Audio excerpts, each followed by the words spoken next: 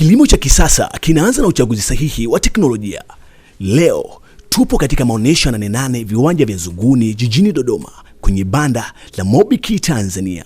Hapa ndipo wakulima, wafugaji na wawekezaji wanapata suluhisho la kweli la kuongeza uzalishaji kwa kutumia matrekta ya kisasa na vifaa mbalimbali vya kilimo vinavyokidhi mahitaji ya shamba la kisasa.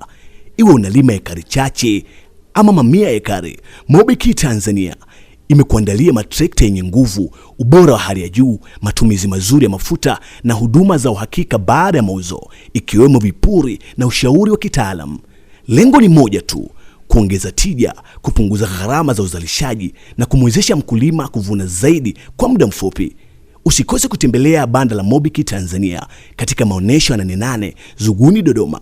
Fika ujionee teknolojia za kisasa za kilimo, pata ushauri kutoka kwa wataalamu na uchague suluhisho linalofaa kwa mafanikio ya kilimo chako. Mobiki Tanzania, teknolojia ya kisasa, nguvu za uzalishaji. Mobiki Tanzania, teknolojia ya kisasa, nguvu ya uzalishaji, mafanikio ya mkulima.